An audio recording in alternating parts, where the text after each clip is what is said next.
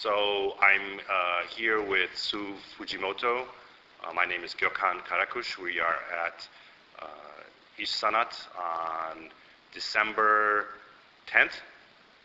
11th. December 11th, 2014, talking about architecture. Tonight the lecture of Sou Fujimoto, the transparent face of architecture, sponsored by Trakya Cam Sanayi. He'll be speaking about subjects in his work and larger concerns in architecture. So thank you for coming to Istanbul, and thank you for your time. First of all, I would like to focus a little bit on your architectural beginnings. You are an architect trained initially in Japan. Can you describe your initial training and where you came from and who were your sort of mentors in the beginning of the architectural process? Yeah, actually I was born in Hokkaido, this northern island of Japan, and then moved to Tokyo when I came to the university. And yeah, of course at the university I studied architecture. And then after the university, after the 4 years of university, I didn't went to the master class. I didn't went to any architecture office. I just started my architecture firm. But of course, yeah, starting means not meaning with many projects, but I didn't have any projects at that time, so I was just separated from architecture activities of the world, and I just started to think about architecture for myself. That was the period of the strange period, because no projects, but only think about the conceptual architectural something. What was the nature of that conceptual thinking? You said you come from Hokkaido. Hokkaido is a northern island of Japan. It's colder, it has forests. Yeah. It has also indigenous people like the Ainu people who are living there in a kind of more primitive state. And then you come to Tokyo, which is this big metropolis and many people and very dense. How did that relationship drive your conceptual approach? Oh yeah, that kind of a gap or the contrast was very, very exciting for me. Tokyo was not negative for me. Yeah, when I came to Tokyo, I felt it is really exciting place. It's not like not just like a huge city, but it's more like a small village, and you can walk and you can, spend time like half of your home. Because of course I had a small room. It's a really Japanese small room, but that small room is not only my territory, but kind of a small pathway around my home or that kind of a neighborhood was half really intimate, cozy, private areas, and of course half really public areas. So for me it was very surprising to feel such kind of a so different living environment from my hometown Hokkaido, because in Hokkaido it's really strong natures, so the house or architecture should protect our living environment from outside. So it's really like a strong boundaries inside and outside. And in Tokyo, we have less boundaries, strong boundaries inside and outside. It's more like a merging, melting situations. And it was, after a few years, I found out it was really close to, not my hometown architecture, but more like a hometown forest-like situations. Because in the forest, you don't have any boundaries.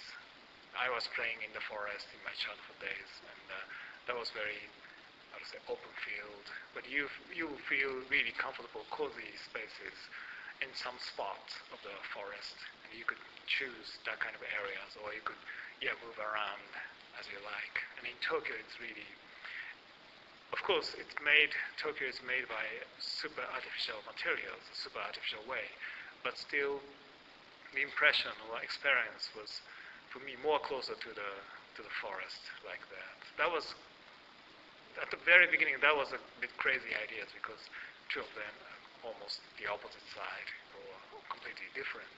But for me, the opposite things, the similarity between these opposite things was very exciting point. And then, my understanding of the architectural environment came from that, to understand Tokyo as a artificial forest, Right. or to understand the forest as an architecture or something. So then afterwards, my understanding of architecture is like how we understand architecture and the nature of things together, or equally, or melding them together to create some new living environment. So this approach I initially saw in your book Primitive Futures, which I believe was published in 2008. 2008, yes. And this is kind of interesting because in parallel to perhaps your work, and you are known to sketch and have this sort of process to your architecture, you also decided to write this down in a theoretical. What did you think was what was the importance of you for you to write your ideas down as a theory? Why did you want to do that? Yeah, it was, for me, that book was, for me it's a very nice book, but it's really simple book. And the text is really short and simple. So for me, I couldn't say it's a theory, but still it's very important to write down in the text about the ideas, because of course I use sketches and I use models and such kind of inspirations, but at the same time using the words or using the text to describe what I'm doing now or what I feel is very, very powerful, because once I give some name or simple description to ambiguous ideas, then the ideas is getting more, more clear, and then I will get some new inspirations from that, or I will show it to my staffs, and then could have new feedback from them, something like that. So using such kind of a text or words, it's not the theory we have to follow, but it's like a more like the text which make the situation clear, more clear, and which make the whole situation more, full of inspirations. Right. And these texts, your approach, this idea of the primitivism and the fact that this can be part of the future, do you feel in some ways this is a sort of an implicit criticism of sort of the modern condition, especially the way modern architecture or modern design has sort of separated out things like landscape architecture and design? It seemed like when you're focusing on the primitive, it's focusing almost on the pre-modern condition of how people were living. Can you describe your relationship to modernism and the critique? What I see is an implicit critique in your approach. Oh yeah, in a sense. But of course, my architecture education in university started from a really, Western modern architecture, like a Le Corbusier or the Mies van der Rohe. So of course, I'm Japanese, but the Japanese education started from that, not from the Japanese architecture, from the modern architecture. So for me, the modern architecture is really strong and powerful, and it's almost like the huge starting point. But of course, after years and years, and I visited many of the modern architectures, and really impressed. But still, I have to think something more, something new, and then try to understand what is modern architecture, or what was before modern architectures, or think about the whole history of architecture, something like that.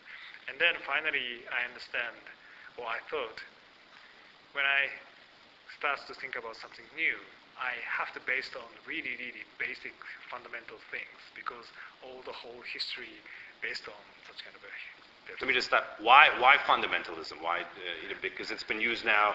Just recently, you focused on this fundamentalism 7-8 years ago. But for example, this recent Venice Architecture Biennial also focuses on this issue of fundamentals. What attracted you to fundamentals then? Yeah, at that time, 10, 15 years ago, for me, it was only one, starting point, because of course, we can think something new, something crazy, but finally the architecture is a place for people to use or for our daily life. So it's really fundamental in a sense, and it's really basic place.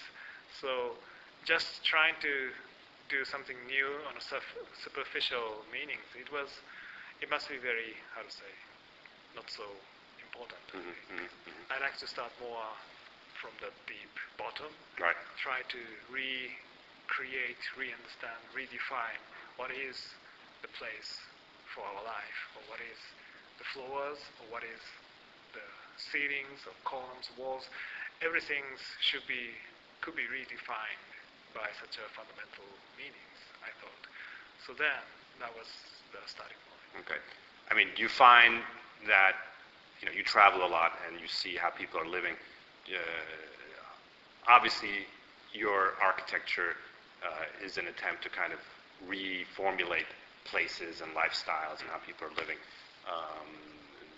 So you see that in terms of an issue, why do you think this issue of lifestyle and place and living areas why is that important to you? Wow, it's because most architects these days, the social component is not so high. We had maybe the social aspect of architecture. We had people like the Smithsons in the UK. Up until the 70s, it was popular, and then we got to a more formal period. And your work has a social element of how people are living in your NA house. It's difficult to live in that house, but it creates new living opportunities. So what do you feel is the advantage of these new living opportunities? Why do you think we should have these new places to live in? What's the impact of that in terms of lifestyle of creating this kind of architecture? Okay. Yeah, I will try to explain. Yeah, I feel, of course, we are now living in this kind of a contemporary living environment. And of course, existing architecture is working very well.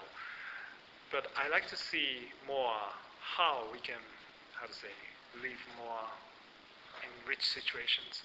Of course, what is the meaning of rich? It's, of course, a big problem. But yes. Anyway, when we have some new place or new spaces, then the life could be more extended. But it should be based on our, basic feelings of the comfortable, or basic feelings of the, communications, or something like that. So I like to try to redefine both of them, the place and the lifestyle on it. And both of them could define to each other. So sometimes I just got an idea of the space, or the form, or shape, but not only this kind of shape, but once we got an idea of the shape, and then starts to think about what kind of a life could happen on that. Or sometimes the ideas of the lifestyle is coming earlier, before the shape, and then we start to think about what kind of shape could follow to this lifestyle. But both of them is quite... So the shape and the lifestyle kind of work together. And here I see in your work, the way you describe it, the word archetype used a lot. Yeah. What does archetype mean for you in terms of your work? Oh, okay, yeah. Yeah, sometimes I use the word archetype. It's like a new form. But new form should have new lifestyle, for example, together. Otherwise, it's just a play of the form. And if we can find such kind of a new form relating to the new lifestyle, then it is really powerful, and sometimes could be more extended to the to the wider meanings.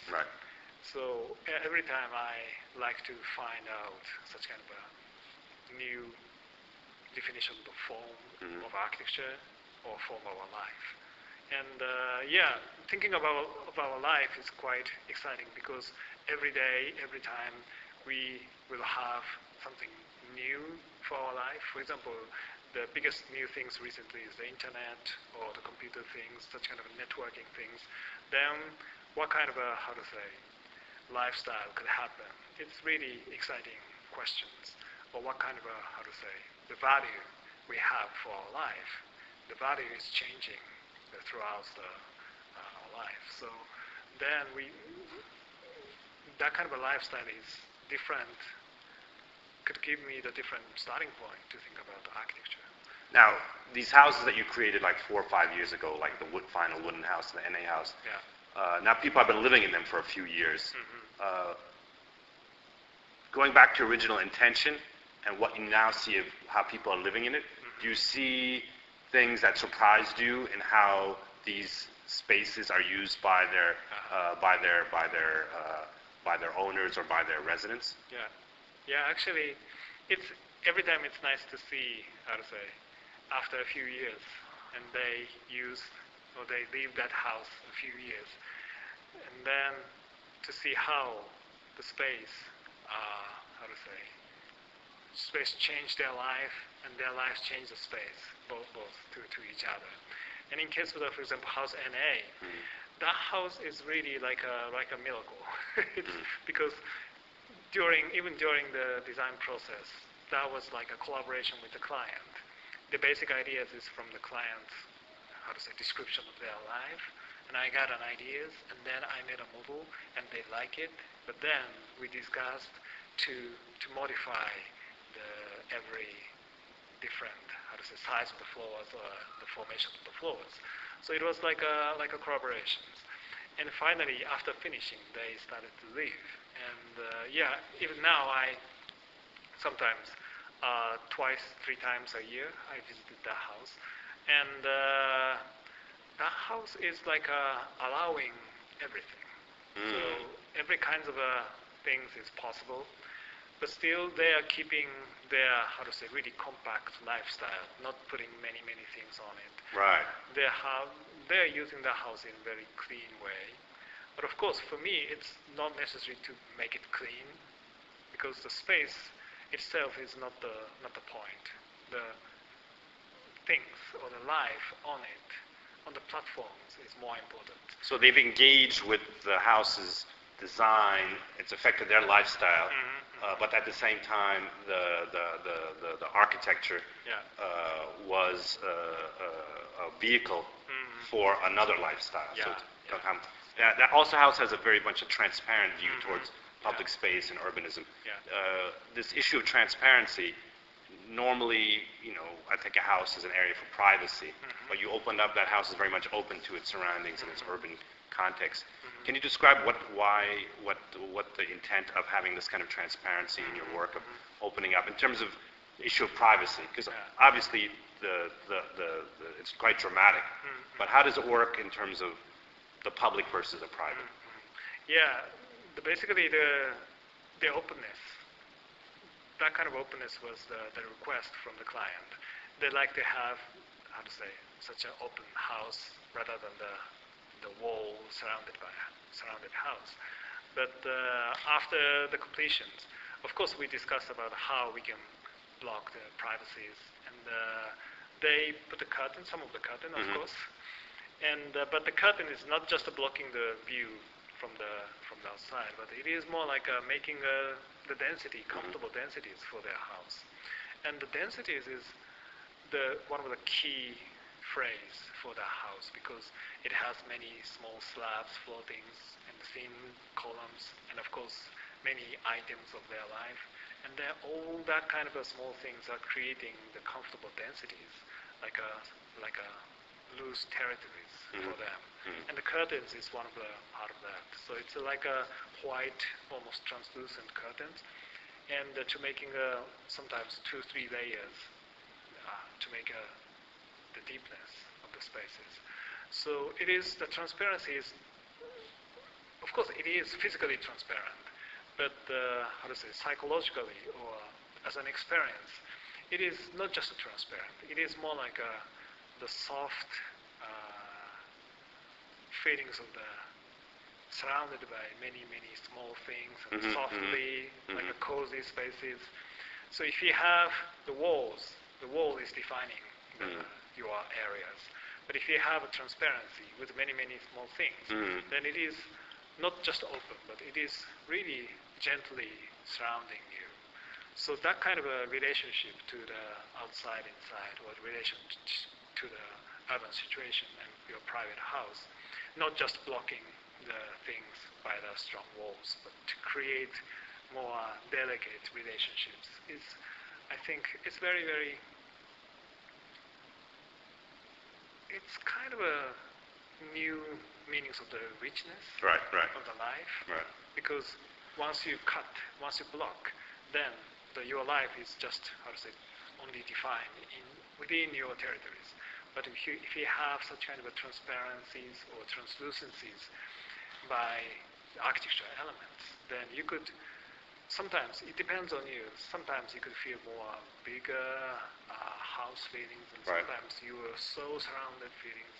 So in case of the house NA, or in case of house N, box and box and box house, in a sense it's really transparent. But on the other sense, it's really protected, really, how to say, cozy, surrounded feelings. And I think architecture could realize such kind of a contradictional coexistence of the two opposite situations. And both of them, openness and closeness, both of them are really, fundamental aspects for our life. We couldn't take only one, but we'd like to have both of them. But depending on your feelings, you could choose more openness or more closeness, cozy, surrounded, protected feelings. So in that sense, how to realize such kind of a positive ambiguity between completely open and completely closed is one of the exciting themes for architecture, I think. There's something that not very often talked about in your work, but it seems, I think it's there, is, you obviously raised the issue of certain spaces and lifestyles. But you've been doing this kind of work with, for example, the final wooden house use of wood and stacking, and in the Serpentine Pavilion, this kind of grid system, but using a certain materials to realize this. Can you describe? Do you feel like you have? I mean, there is a certain architectonic approach. You are making the things you are building. The way you're building them, it is very clear and it's very expressive as a part of the architecture. How would you describe your relationship between structure and materials? And this is not something that people often ask you. Most people are asking you about this lifestyle. But you do have a certain material and structural approach. Obviously, the grid is a certain structure you've been working with, but with certain materials, it's gone into different directions. Can you describe your approach to materials and structure as architectonics? Yeah, actually for me, the integrations is one of the most exciting point. Integration means integration of the lifestyle, integration of the forms, and the integration of the materials or structures. Architecture has several different elements, several different factors, and then how we can integrate all of them together is very, very exciting point. And in case of the Serpentine, of course, the structure itself is made by the grid, and the material is really thin steel. So the materials and the structures are well integrated, but not only such kind of tectonic things, but your experiences or your physical or relationships to the space are connecting or integrated to the structural systems. And of course, whole the definition of the spaces, or how to make openings, how to make the opaqueness, everything's well integrated in the one form of the structure. It is quite exciting moment to see how such kind of every different factors relating to architectures are now finally integrated to one form. And in a sense, of course, it's like a modern attitude to see such kind of integrations, but still, for me, it is very, very exciting. Maybe because, I was interested in, before architecture study, I was interested in physics, like Einstein. So, I like such kind of beautiful, simple description of the complex situations. And of course, in case of the wooden house, the same things happen. In that case, the wooden materials and the stacking form. Of course, the grid module is almost the same as a Serpentine, but the different materials and then the different way to make it, stacking and grid frames is different. But the experience is rather similar. And of course, insulation problems and the materialities or the physical touch to the Right. material. Everything is integrated together. That's your use of the grid. I mean, there's lots of criticism by architects who feel trapped by the grid, who don't want to Yeah. do the grid anymore. They feel that Cartesian grid space is very constricting. Yeah.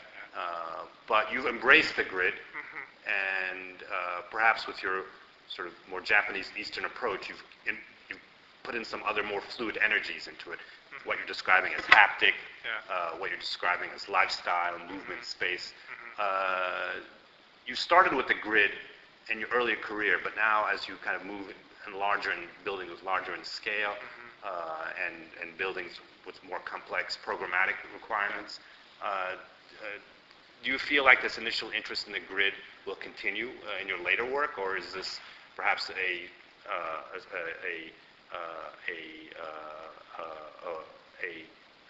even on your pants we have a grid. Maybe it's part of your earlier career, this grid. Do you feel the grid? Do you still are motivated by the grid, or do you feel that it's maybe part of your initial approach to architecture? Yeah, actually, yeah. Of course, I'm using grid sometimes really strongly, like a serpentine. It's really great. But on the other hand, I like to be more free from grids. Right. And I like to have both of them. So I like to, on one hand, I like to pursue more possibilities of the grids, potential of the grids. But on the other hand, I like to do something completely different from a grid. And because the grid, anyway, it has power, and it has something. So I like to pursue, and I like to find some new potential of the grids. So try to continue that kind of a... You think you'll continue with this? Yeah, I like to continue. But on the other hand, not just focusing on the grids, but I like to, use no grid things, more like a free forms or something like that. Which we don't see much in your work, the curved free form so far as... I mean, it's there because it's there in the more atmospheric way you approach your work. Like, for example, in one of your things you describe something called weak networks. Weak networks for me indicates a certain approach to fluidity, but it's not, you don't see it in the form of the architecture, you see it more in the experience of the architecture. Yeah, I like to say not yet. Yeah. So every time we are trying to do something different from our, previous works, continuous but different from our previous works. And for example, when we talked about the weak network, then it is, of course, got inspiration from internet, and then it is not necessary to be the grid. It could be more like a free forms. The free, but it has strong form itself. So free in a shape, but as a form, it's really strong. So in that sense, that kind of a new things is happening, and I like to try. But on the other hand, the grid itself, when you change the scales or when you change the combinations, then it has different kinds of